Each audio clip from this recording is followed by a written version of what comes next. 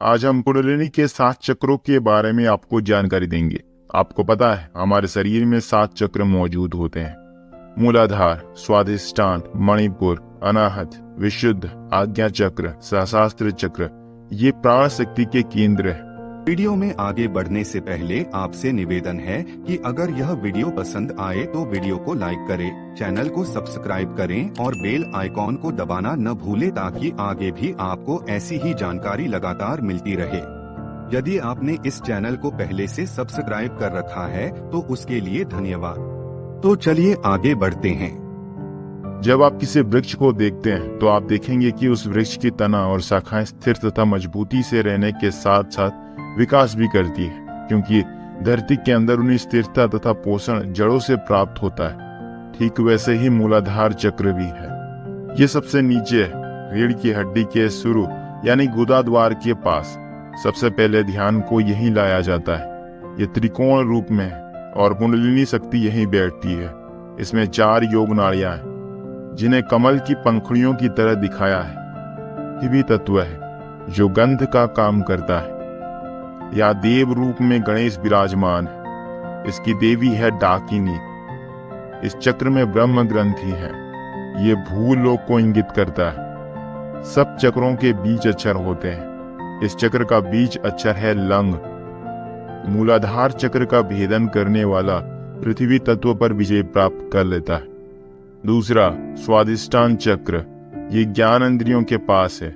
इसमें 6 योग नाड़ियां हैं। रंग में जल तत्व है जो रस या स्वाद का काम करता है। या देव रूप में ब्रह्मा विराजमान है। इसकी देवी है राकिनी। यह भ्रूलोक को इंगित करता है और इसका बीज अक्षर वम है।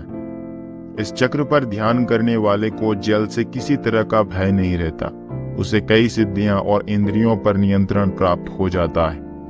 काम, क्रोध, लोभ, मोह, मद, ईर्ष्या और अन्य दुर्गुण दूर हो जाते हैं। हमसे व्हाट्सएप पर जुड़े और पाए धर्म के बारे में नई जानकारी। जुड़ने के लिए इस नंबर पर ज्वाइन लिखकर भेज दे। तीसरा, मणिपुर चक्र, ये नाभि में उपस्थित होता है। इसमें 10 योग नाड़ियां हैं। लाल, जिसका काम है रूप यानी दृष्टि, या विष्णु विराजमान है। इसकी देवी है लाकिनी। ये स्व यानी स्वर्ग लोक को दर्शाता है। इस चक्र का बीज अक्षर है रंग। इस पर जो ध्यान करता है उसे पाताल सिद्धि प्राप्त होती है। वो सभी रोगों से मुक्त रहता है। आग का भय नहीं रहता। गीहरण संहिता में लिखा है कि उसे आग में फेंक दिया जाए तो मौत भी उसे छू नहीं सकती। चौथा है अनाहत चक्र, ये दिल के पास है। इसमें 12 योग नाड़ियां हैं। धुंध रूप में वायु तत्व है जो स्पर्श का काम करता है। यहाँ देव रूप में शिव विराजते हैं। इसकी देवी है काकिनी। यह महालोक को इंगित करता है। इसका बीज अक्षर यंग है। इसमें विष्णु ग्रंथि है। इससे दिल पर नियंत्रण होता है। इस चक्र पर ध्यान करने से आनंद महसूस होगा और इष्ट देवों के दर्शन होंगे। पांचवा है विशुद्ध चक्र। ये चक्र कंठ यानी गर्दन में है। इसमें 16 योग नाड़ियां हैं। ये नीले रंग में आकाश तत्व है। इसका काम है शब्द यानी सुनना।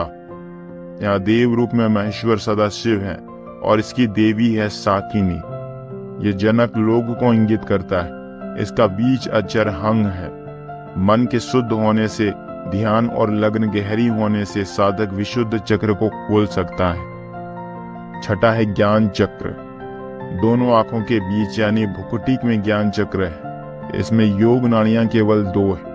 बिना किसी रंग में यहाँ मानस तत्व होता है। संकल्प और विकल्प इसी से जन्म लेते हैं। यहाँ देव रूप में सदाशिव शंभुनाथ है और इसकी देवी है हाकिनी। यह तपोलोक को इंगित करता है। इसमें रुद्र ग्रंथि है। इस चक्र का बीज अक्षर ऊं है। जब साधक यहाँ पहुंचता है तो वो समाधि की अवस्था में चला जाता है। उसे ब्रह्म यानी परमात्मा की अनुभूति होती है। 7वां है सहस्त्र चक्र। कुंडलिनी योग में यह चक्र ही संपूर्ण समाधि दिलाता है। यह सिर के शीर्ष पर है। इसमें 1000 योग नाड़ियां हैं। सुषुम्ना नाड़ी भी यहाँ तक पहुंचती है। वो एक एक चक्र को जगाते हुए सबसे आखिर में इस चक्र को जगाती है। यहाँ पहुंचकर जो अनुभव होता है वो वर्णन से परे है। यही निर्विकल्प समाधि यानी सुपर कॉन्शियसनेस मिलती है। इससे कुंडलिनी परमात्मा से मिल जाती है।